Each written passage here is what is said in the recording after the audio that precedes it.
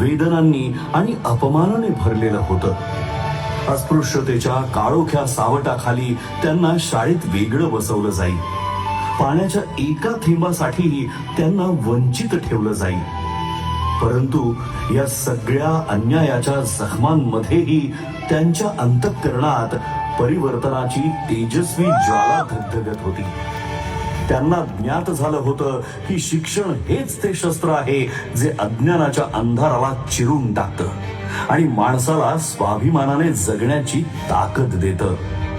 या जिद्दीच्या जोरावर ज्ञानाचा अखंड प्रवास सुरू झाला. मुंबईच्या शाळांपासून ते कोलंबिया युनिव्हर्सिटी, ग्रेज इन आणि लंडन स्कूल ऑफ इकॉनॉमिक्स या जागतिक दर्जाच्या संस्थांपर्यंत.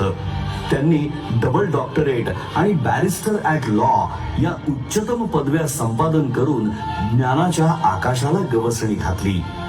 त्या काळात इतक्या उच्च शिक्षणाची किमया साधणारे ते एकमेव भारतीय ठरले.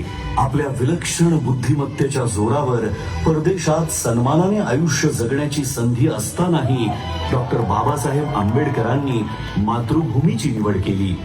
मात्र भारतात परतल्यावर त्यांना जातीच्या कारणामुळे बडोद्यामध्ये राहण्यासाठी छप्परही नाकारलं गेलं. पण अपमानापुढे झुकण्याऐवजी त्यांनी संघर्षाचा मार्ग निवडला. त्यांच्या कार्याची दखल घेत छत्रपती शाहू महाराजांनी 1920 साली त्यांना नव्या युगाचा नेता म्हणून गौरवलं आणि तिथूनच सामाजिक क्रांतीची नवी पहाट सुरू झाली. 1927 साली घडलेला महाड सत्याग्रह हा केवळ पाणी पिण्याचा हक्क मिळवण्यासाठीचा लढा नव्हता, तर तो मानवी स्वाभिमानासाठी उभारलेला पहिला महान संग्राम होता. 1927 साली महाड येथे झालेला चौदार तळे सत्याग्रह, त्यानंतरचा काळाराम मंदिर सत्याग्रह हा संघर्ष तर श्रद्धा आणि समानतेच्या संगमावर उभा राहणारा ऐतिहासिक टप्पा ठरला. हा केवळ पाण्याच्या हक्कासाठी नव्हता, तर मानवी स्वाभिमान, समानता आणि सामाजिक न्यायासाठी उभारलेला पहिला महान सामाजिक संग्राम होता.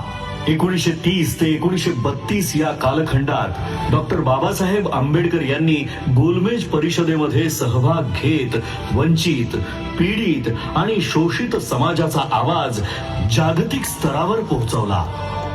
अनहायलेशन ऑफ कास्ट या त्यांच्या क्रांतिकारी ग्रंथातून त्यांनी जाती व्यवस्थेच्या मूळ पायालाच हादरा दिला. त्यांनी निर्भीडपणे सांगितलं की जोपर्यंत जात अस्तित्वात आहे तोपर्यंत खऱ्या अर्थाने लोकशाही फुलू शकत नाही. मी हिंदू म्हणून जन्माला आलो असलो तर हिंदू म्हणून मरणार नाही हे वाक्य केवळ एक उद्गार नव्हे, तर अन्यायाविरुद्ध उभं राहण्याचा, समतेसाठी लढण्याचा संकल्प होता.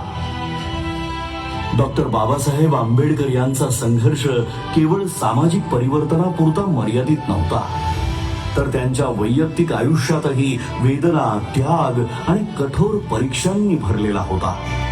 या कठीण प्रवासात त्यांच्या सोबत खंबीरपणे उभ्या राहिल्या त्या म्हणजे रमाबाई आंबेडकर. एक शांत, संयमी पण अतूट सामर्थ्याची मूर्ती. घरात आर्थिक तंगी असताना उपासमारीच्या छायेतही त्यांनी कधीही तक्रार केली नाही. योग्य उपचारांच्या अभावामुळे आपल्या लेकराला गमावण्याचं असह्य दुःख त्यांना सोसावं लागलं, तरीही या दुःखाने त्या खचल्या नाहीत. उलट आपल्या पतीच्या महान ध्येयासाठी त्यांनी प्रत्येक वेदना मागे सोडली. डॉक्टर बाबासाहेब आंबेडकरांनी केवळ दलितांच्या वेदनांना वाचा फोडली नाही, तर त्या प्रत्येक माणसासाठी आवाज उठवला ज्याच्यावर अन्याय झाला, जो शोषित होता आणि ज्याला आपल्या कष्टांचं योग्य मूल्य मिळत नव्हतं.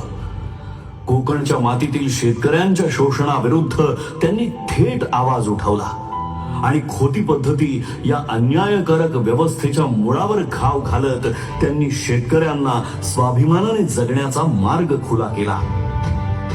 कामगार मंत्री म्हणून शपथ घेताना 8 तासांचा कामाचा दिवस, साप्ताहिक सुट्टी, किमान वेतन आणि सामाजिक सुरक्षेचे हक्क हे केवळ कायदे नव्हते, तर कष्टकऱ्यांच्या आयुष्याला मिळालेले संरक्षण कवच होते.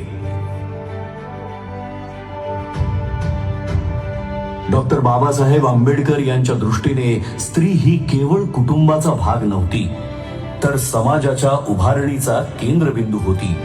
म्हणूनच त्यांनी महिलांच्या आर्थिक स्वातंत्र्याला, शिक्षणाला प्रथम दर्जा दिला. बालविवाह, सतीप्रथा, देवदासी प्रथा आणि विधवांचं अमानुष शोषण या सर्व कुप्रथांविरुद्ध त्यांनी प्रखर आवाज उठवून समानतेचा हक्क दिला. कायदा मंत्री म्हणून त्यांनी सादर केलेल्या हिंदू कोड बिलने महिलांना घटस्फोटाचा अधिकार, मालमत्तेत समान